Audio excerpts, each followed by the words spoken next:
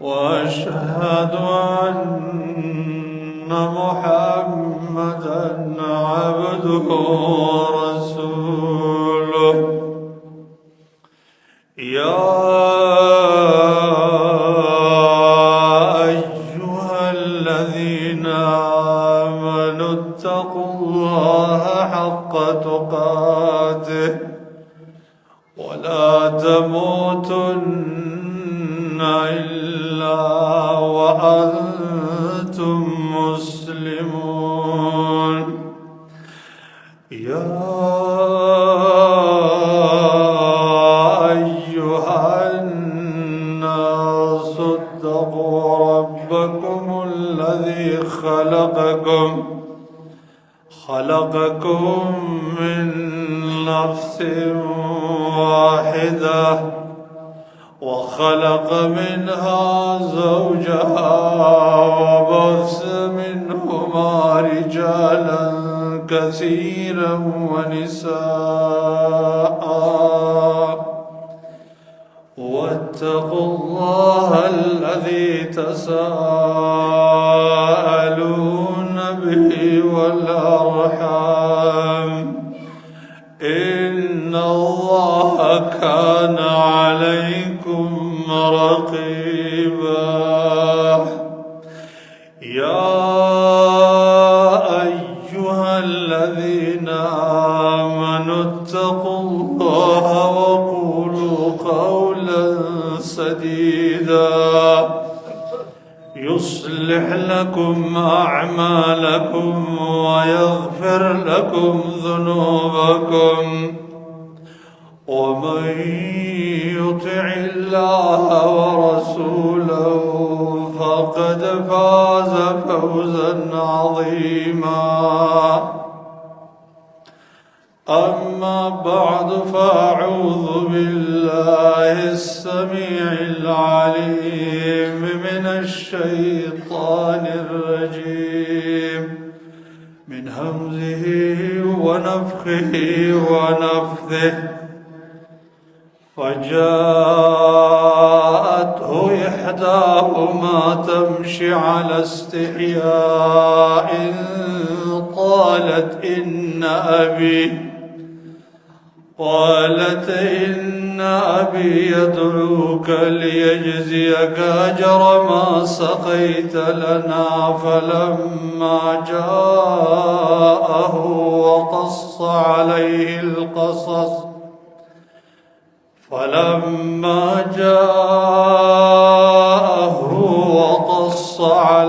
القصص قال لا تخف نجوت من القوم الظالمين. اللهم صل على محمد وعلى آل محمد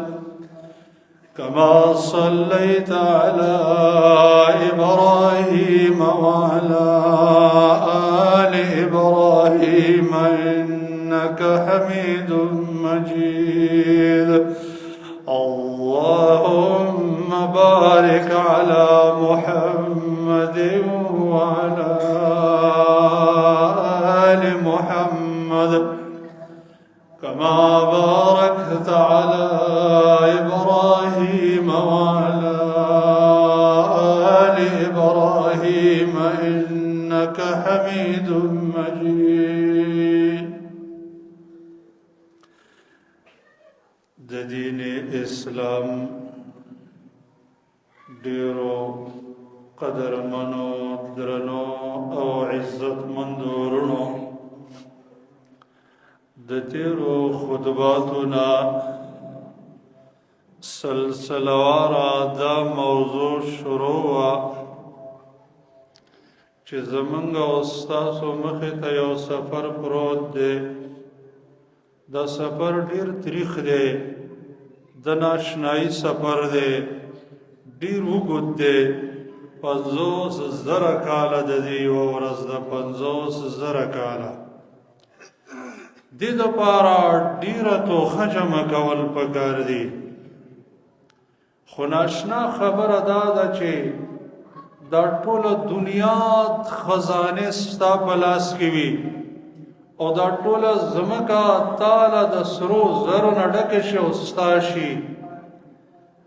بادشاہت ستای وزارت ستای قوم قبیل دې ډیر وي قسمه قسم خزانه در سره یي دا په دې سفر کې په کار نه راځي مال دولت دې په کار نه راځي قوم قبیل په کار نه راځي بیبي بچیان په کار نه راځي یاران دوستان په کار نه راځي دلته یوه سرمایه په کار راځي چې کومې سرمایه سره موږ او تاسو تعلق کم قایم او 40 غنټو کې موږ او تاسو یوه غنټه هغې سرمایه له نه ورکوو چې هغه د ایمان سرمایه ده زما قدرمنو عزتمندو ورونو ایمان هغه بهترینه سرمایه ده چې څه د پاسه او یا څانګې لري دا د ایمان قیمتي شعبې موږ او تاسو لا په ورځ او شپه کې ډېرې مخې ته راځي او په بېباکۍ زموږ نه پاتې کېږي حال دا دی چې دا زموږ او ستاسو د دې سخت سفر سرمایه ده د دې سخت سفر توخه ده سخت سفر کې په کار راتلونکی څیز دی په دې بنیاد بیانو چې موږ او تاسو ته فکر وي او چې مخې له راشي په مینې عملي کو د ایمان د شعبونه یوه قوي شعبه هغه حیا ده کم انسان کې چې د حیا صفت راشي دا انسان د ایمان یوه لویه شعبه قایمه کړه یو لویه شعبه یې عملي کړه زما خوږو ورونو حیا هغه صفت دی چې سراسر خیر دی دا د انسان خیر طرف ته کش کوي چې کوم انسان کې راشي د هغې ایمان باقي او چې د کوم انسان کې دا صفت را نشي قریبه ده چې ایمان ته زایل شي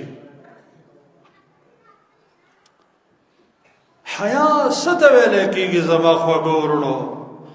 حیا دا یو صفت دی چې د انسان په زړه کې د انسان په نفس کې راځي او د دې باعث جوړیږي چې هغه کارونه پرېږدي چې سبا پې شرمېږم داسې یو صفت دی په زړه کې چې انسان کې راشي په انسان باعث جوړ شي چې دا کار چې دی وکړه سبا پې شرمېږي دا مه کوه هغه عیبجن کارونه چې انسان سبا شرموي سبا د عیب او رسوایي سبب جوړیږي د هغې د پرېښودلو باعث جوړیږي همدغه وجه ده چې یو د الله رب العالمین حیا ده چې رب زه پیدا کړی یم د رب نعمتونه